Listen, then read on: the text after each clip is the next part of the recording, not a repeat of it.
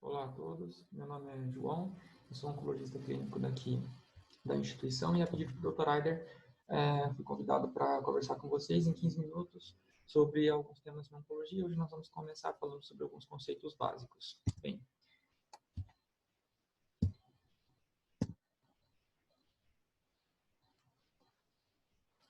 primeiro eu quero mostrar para vocês essa ferramenta que vocês conseguem encontrar no site da Organização Mundial da Saúde, que é o Globocan. É um site onde vocês conseguem acessar diversas estatísticas relacionadas ao câncer e vocês conseguem criar diversos tipos de gráficos dentro dessa ferramenta. Entrando nessa parte do Cancer Today, eu coloquei aqui um gráfico fixo, então, estimando o número de casos novos em 2018 no mundo, em ambos os sexos, para todas as idades, a gente consegue ver, então, os mais incidentes. Então, nós temos pulmão, mama, colo reto, nessa ordem. Quando a gente passa para a avaliação dentro do Brasil, nesse mesmo tipo de gráfico, a gente tem a ordem para mama, próstata, colo reto e pulmão vem em quarto lugar.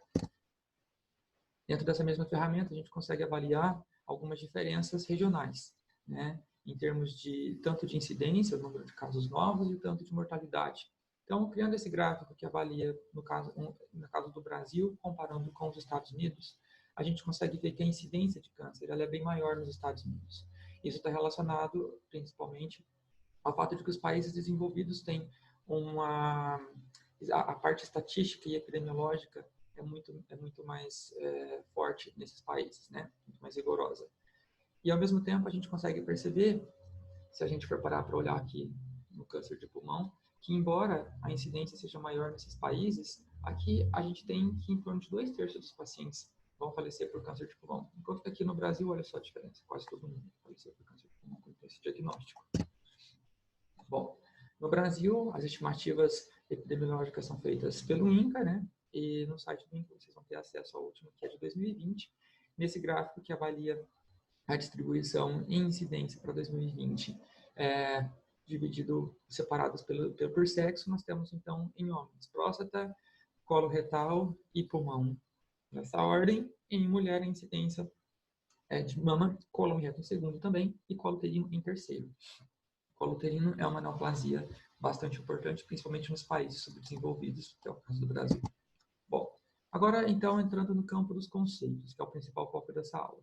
Quando a gente fala de prevenção, nós temos, então, a prevenção primária e a prevenção secundária. Então, a prevenção primária, ela identifica e interfere nos fatores de risco. Nós temos como prevenção primária a vacinação contra a hepatite B, que é fator de risco para o hepatocarcinoma, vacinação para HPV, que é fator de risco para o câncer de colo uterino, orofaringe, canal anal, pênis, obesidade, que é fator de risco para diversos tipos de cânceres, tabagismo, etilismo, exposição solar e também as famílias de risco, né, os cânceres hereditários. Então, isso é prevenção primária. O paciente ainda não tem o câncer instalado e eu vou prevenir que ele tenha o câncer. Bom, quando a gente para olhar nesse gráfico aqui, publicado em 2018 pela American Association for Cancer Research, nós vemos que o cigarro é o principal fator de risco dos fatores de risco que nós podemos interferir com prevenção primária. No entanto, quando a gente para considerar o excesso de peso, dieta pobre e sedentarismo, se nós somarmos todos esses, nós vamos ter um fator de risco atribuível ao câncer muito próximo do que acontece com o tabaco. E são coisas que também são muito importantes que vocês estejam no dia a dia lidando com os pacientes e interferindo, então. Em relação à prevenção secundária, quando nós já temos o tumor instalado, mas nós queremos detectar na fase precoce, nós temos, então, os programas de rastreio. Por exemplo, colonoscopia no câncer coloretal, mamografia para o câncer de mama, toque retal e PSA para o câncer de próstata e Papa Nicolau para o câncer de colo uterino.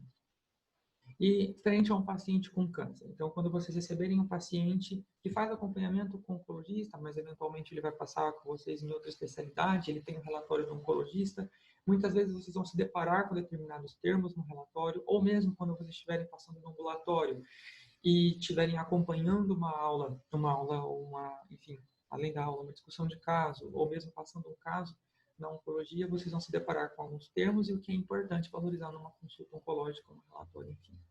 Então, nós vamos classificar o câncer, basicamente, em histologia, imunistoquímica, estadiamento e nós vamos ter, em alguns casos, avaliação molecular, que vai permitir que identifiquemos marcadores prognósticos, que são aqueles marcadores relacionados, portanto, a melhor ou pior prognóstico quando encontrados, e preditivos, que vão estar relacionados a respostas ao tratamento, melhor ou pior resposta ao tratamento quando eles são encontrados.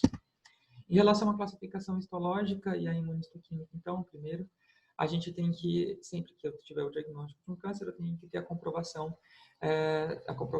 imunistoquímica desse paciente, histológica e imunistoquímica. Então, no paciente que, por exemplo, tem um câncer de linhagem epitelial, o termo que a gente usa é carcinoma. De linhagem mesenquimal, por exemplo, sarcoma. De linhagem hematopoética, temos como exemplo linfoma, leucemias, enfim. Também é importante olhar no laudo do anátomo patológico o grau, a arquitetura, o número de mitoses no tipo de tumores.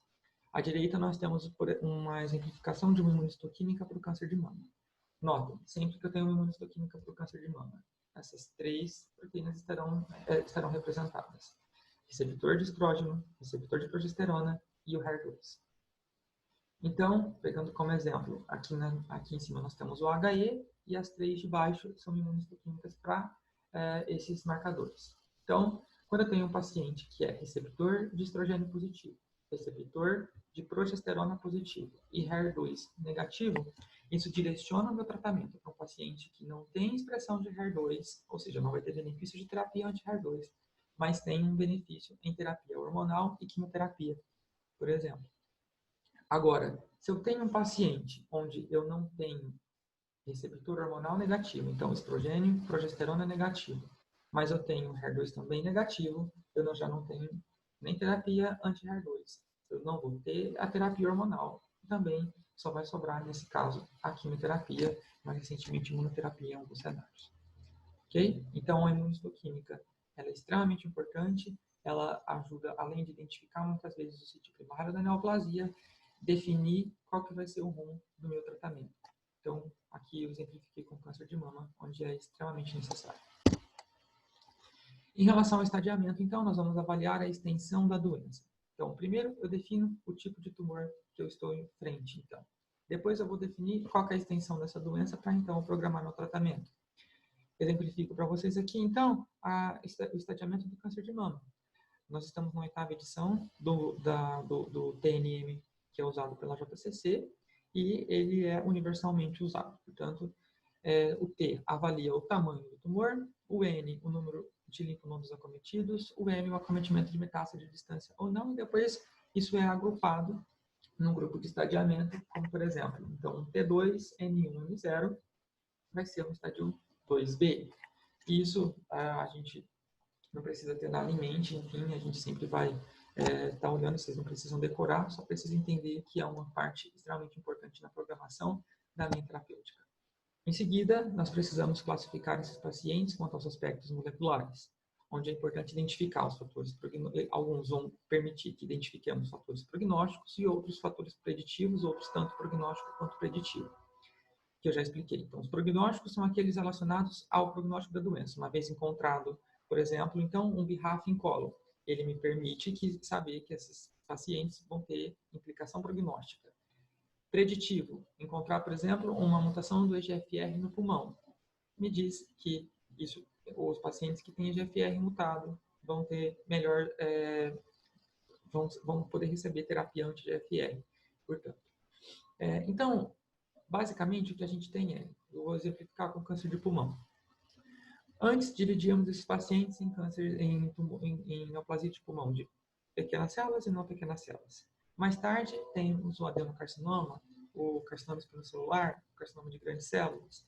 E hoje já não basta somente essa definição. Então, no caso do adenocarcinoma, a gente tem uma pesquisa de várias mutações que são essenciais para que eu programe meu tratamento da melhor maneira para esse paciente.